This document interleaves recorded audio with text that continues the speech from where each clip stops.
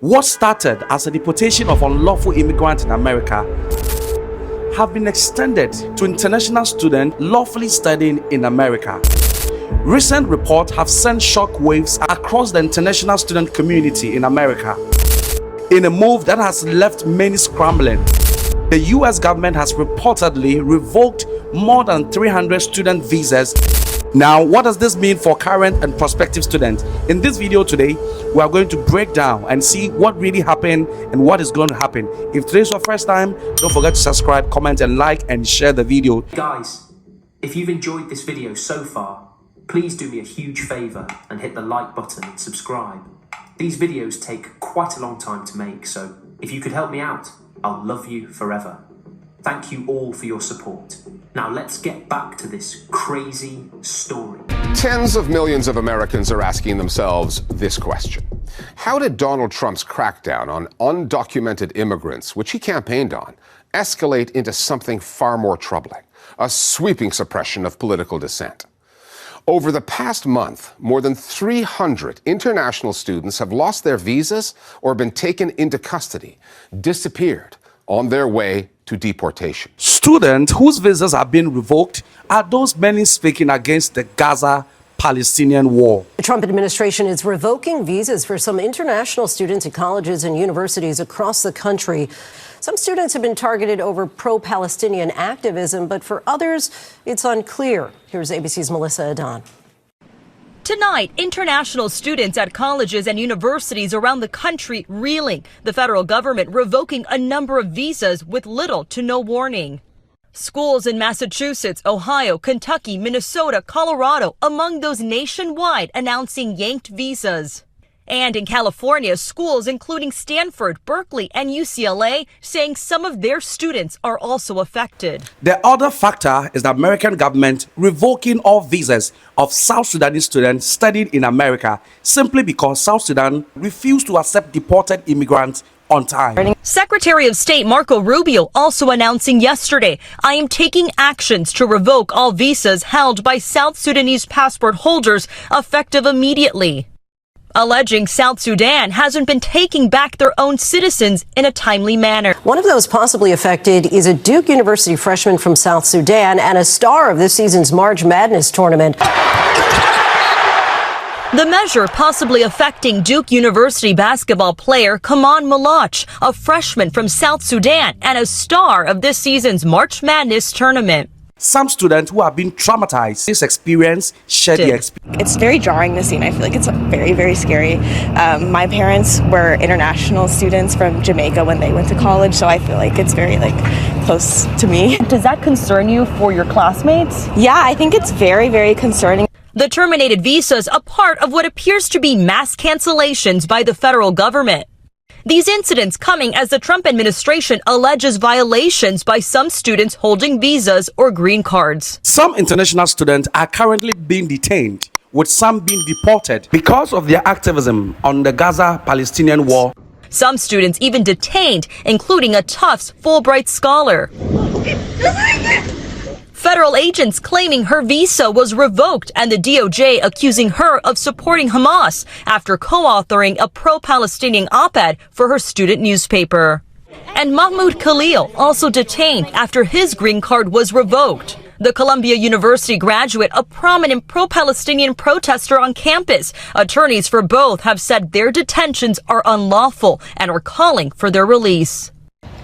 Lindsay, this follows that executive order from President Trump in January where he revoked student visas for students who participated in pro-Palestinian protests, including some of those protests we saw right here in UCLA last spring. Louis Lujuan, a Chinese graduate student studying at UCLA, has had a student visa revoked and is being deported back to China following her involvement in the pro-Palestinian rallies on campus.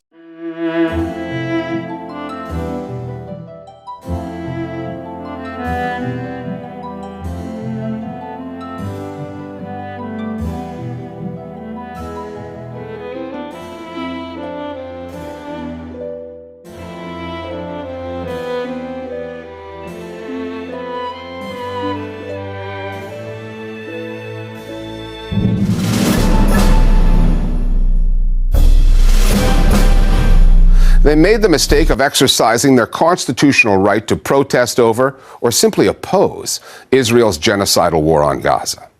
The mainstream media have played a central role in this. News outlets that vilified pro-Palestinian activists, often calling them anti-Semitic.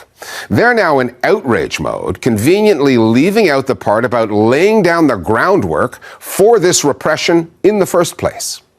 Right-wing pro-Zionist groups are doing their part, aiding in the clampdown, supplying the authorities with the names of students they want deported. This story has implications that go far beyond foreign students. It's about who can or cannot speak freely in America.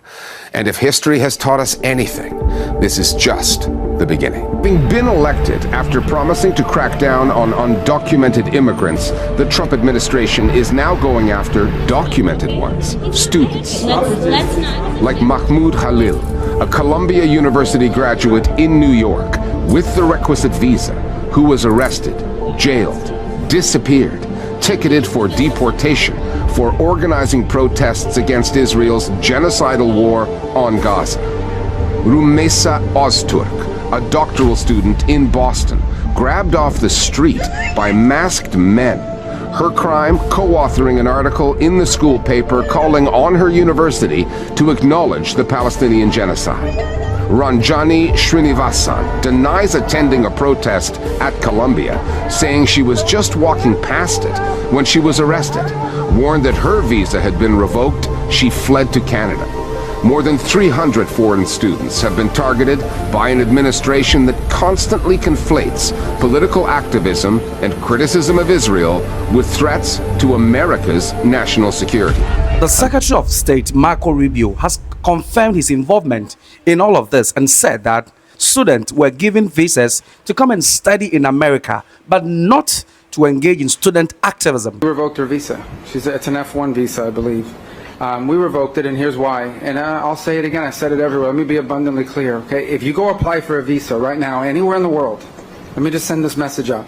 If you apply for a visa to enter the United States and be a student, and you tell us that the reason why you're coming to the United States is not just because you want to write op-eds, but because you want to participate in movements that are involved in doing things like vandalizing universities, harassing students, taking over buildings, creating a ruckus, we're not going to give you a visa. If you lie to us and get a visa and then enter the United States and with that visa participate in that sort of activity, we're going to take away your visa. And once you've lost your visa, you're no longer legally in the United States, and we have a right, like every country in the world has a right, to remove you from our country. So it's just that simple. I think it's crazy. I think it's stupid for any country in the world to welcome people into their country that are going to go to your universities as visitors. They're visitors. And say, I'm going to your universities to start a riot. I'm going to your universities to take over a library and harass people. I don't care what movement you're involved in. Why would any country in the world allow people to come and disrupt? Now, we gave you a visa to come and study and get a degree, not to become a social activist that tears up our university campuses. And if we've given you a visa and then you decide to do that, we're going to take it away. He even encouraged other countries to follow suit and take similar actions. I encourage every country to do that. Every country in the world has a right to decide who comes in as a visitor and who doesn't. If you invite me into your home because you say, I want to come to your house for dinner, and I go to your house and I start putting mud on your couch and spray painting your kitchen, I bet you're going to kick me out. Well, we're going to do the same thing if you come into the United States as a visitor and create a ruckus for us. We don't want it. We don't want it in our country. Go back and do it in your country. Go ahead. Could you confirm, there's no reporting that 300 visas, the department's revoked 300? Maybe more. Might be more than 300 at this point. We do it every day. Every time I find one of these lunatics, I take away their visa. You're saying it could be more than 300 sure, visas? I hope. At some point, I hope we run out because we've gotten rid of all of them. But we're looking every day.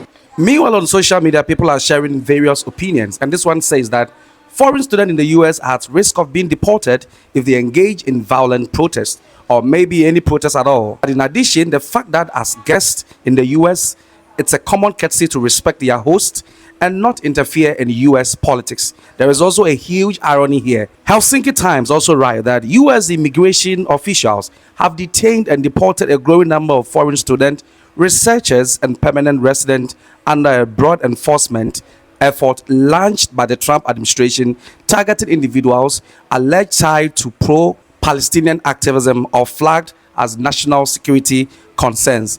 Traylon Edton says that it just doesn't sit right with me that foreign students who are legally here on visas are being snatched off the street and deported for having difference of opinion from our government. But several Americans also disagree with this stance of the Donald Trump administration.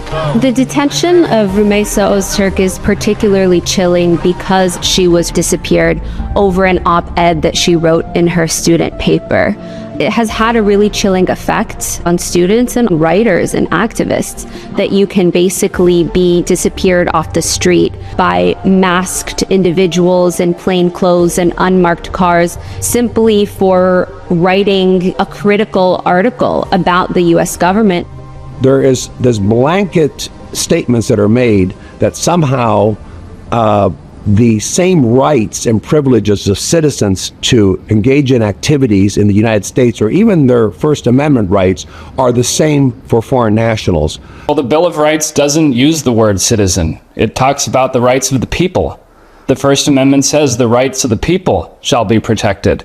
There are other parts of the Constitution where they refer to citizens. You can only be a President of the United States if you're a citizen, for instance. Think about the logical implications of the argument that suddenly 30 million people don't have any rights whatsoever under the Bill of Rights, don't have free speech rights. The right to due process would essentially be the establishment of a dictatorship in this country. What is your take on this particular one? Don't forget to share this video, like, comment, and subscribe. My name is Kweku Abrante. It's a wrap.